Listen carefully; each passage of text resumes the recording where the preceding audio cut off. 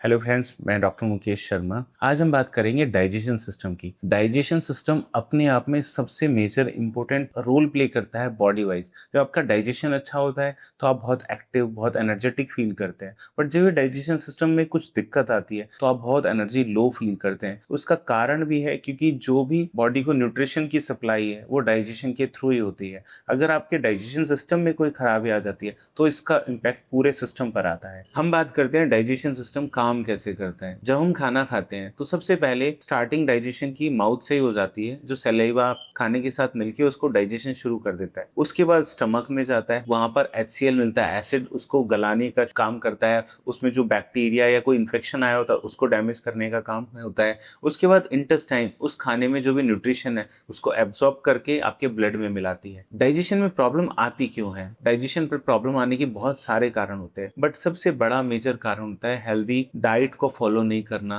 ऐसी habits follow करना जो डाइजेशन सिस्टम को खराब करती हैं। उसमें सबसे पहला कारण होता है खाली पेट चाय पीना। जो लोग सुबह चाय कॉफी खाली पेट लेते हैं उनका डाइजेशन धीरे धीरे करके खराब होने लगता है, क्योंकि जो भी चीज आप फर्स्ट इनटेक लेते हैं उसका इम्पैक्ट आपकी बॉडी पे सबसे ज्यादा आता है। दूसरा होता है खाने के बीच का जो इंटरवल है वो डिसबैलेंस रहना। कभी आप खाना कितने बजे खाते हैं, कभी कितने बजे खाते हैं। हमारी बॉडी ऑर्गन क्लॉक के सिस्टम से चलती है, मतलब उसको जिस टाइम पे आप खाना खाते हैं उसी टाइम पर चाहिए। एक और कारण होता है कि अगर आप रात का खाना आपका बहुत लेट है, बहुत लेट खाना खाते हैं, खाना खाते सो जाते हैं, तो इसकी वजह से भी डाइजेशन खराब रहता है। इनिशियल में तो लोगों को पता नहीं चलता है, बट यही हैबिट धीरे धीरे उनके पूरे सिस्टम को खराब करती है और बाद में उनका सिस्टम इतना वीक हो जाता है कि वो नॉर्मल खाना खाने में भी उनको प्रॉब्लम आती है, वो भी ठीक से डाइजेस्ट नहीं होता। तो आपको मॉर्निंग ब्रेकफास्ट का और रात के डिनर का बहुत ज्यादा ध्यान रखना चाहिए, टाइम पर लेना चाहिए और हेल्दी लेना चाहिए। इसके साथ एक और कारण है, बाहर का इंटेक बहुत ज्यादा है। आप जंक फूड, फास्ट फूड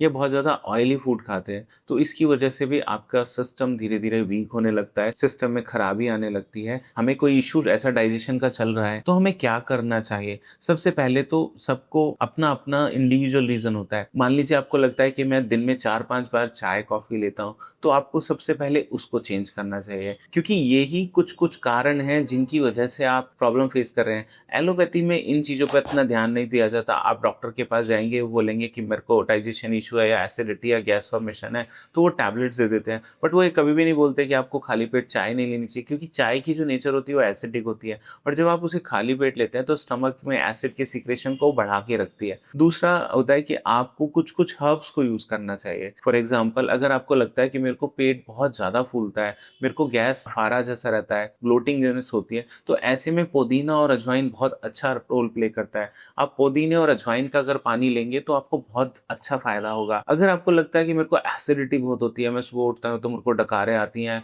या जलन जैसी होती है, तो ऐसे में किशमिश का पानी बहुत अच्छा फायदा करता है। आप रात को जैसे 25 ग्राम के करीब किशमिश लीजिए, उसको अच्छे से धो लीजिए और उसको साफ पानी में भिगो के रख दीजिए। सुबह उठते ही सबसे पहले आप उसको पानी को पीजिए, उसमें हल्का सा नींबू भी डालेंगे तो भी आपकी ये एसिड को, गैस को और जो बर्निंग सेंसेशन है उसको कम कर देता है, क्योंकि ये नेचर वाइज एल्केलाइन होता है तो एसिड सिक्रेशन को कम कर देता है। इसके बाद अगर आपको लगता है कि मेरा पेट अच्छे से साफ नहीं होता है, कॉन्स्टिपेशन सा रहता है, पेट फूलता है, तो ऐसे केसेस में आपको फ्रूट्स की डाइट ज्यादा लेनी चाहिए।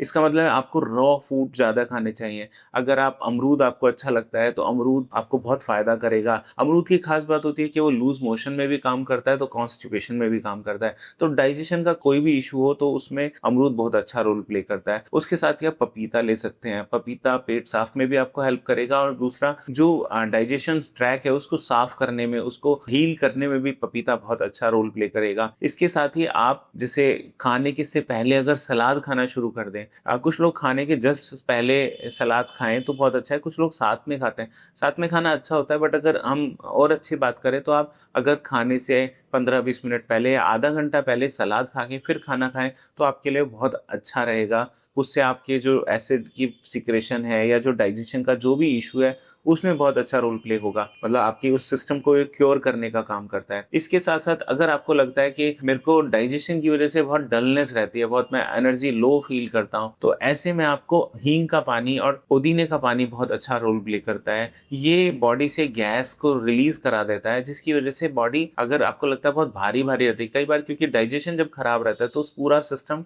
उसका इफेक्ट ब्रेन तक आता है। जब आपको थोड़ा पेट अच्छा नहीं होता तो आपको बॉडी बहुत लो फील करेंगे, एनर्जी अच्छी नहीं रहती। तो ऐसे में आप पुदीने के पत्तों को पानी में उबालिए, उसको ठंडा करके उसमें थोड़ा-सा हींग घोल के अगर पिएँगे दिन में 2 बार तो भी आपको बहुत अच्छा फ़ायदा होगा। डाइजेशन का इश्यू को बहुत अच्छे से सॉल्व किया जा सकता है अगर आप वॉकिंग करते हैं। अगर आप 30 से 40 मिनट डेली वॉक करते हैं तो आपको डाइजेशन में बहुत अच्छा फ़ायदा मिलेगा। जो भी आपके डाइजेशन का इश्यू है वो बहुत हद तक सॉल्व होने लगता है। अगर आप बोलते हैं कि मेरे से 40 मिनट नहीं चला जाता तो आप ब्रेक करके चलिए, 20 मिनट चलिए, 5-10 मिनट रेस्ट कर लीजिए, फिर 20 मिनट चलिए। और अगर आप बहुत ज़्यादा परेशान हैं डाइजेशन को लेके और आपके पास टाइम है तो आप 2 बार चलिए, सुबह 30 मिनट चलिए, शाम को 30 मिनट चलिए, इससे आपको बहुत फ़ायदा होगा। दूसरा, आप योगा में कुछ आसन जैसे पवन मुक्त आसन है, नाभ्य आसन है, नौका आसन है, ये भी करेंगे तो भी इससे भी आपका डाइजेशन बेटर होने लगता है। तीसरा, आपका डाइजेशन बहुत खराब है, बहुत ज़्यादा एसिड और गैस है, पेट फूला रहता है, तो आपको दिन भर में थोड़ा-थोड़ा गुनगुना पानी दिन में 4 से 5 बार पीना चाहिए।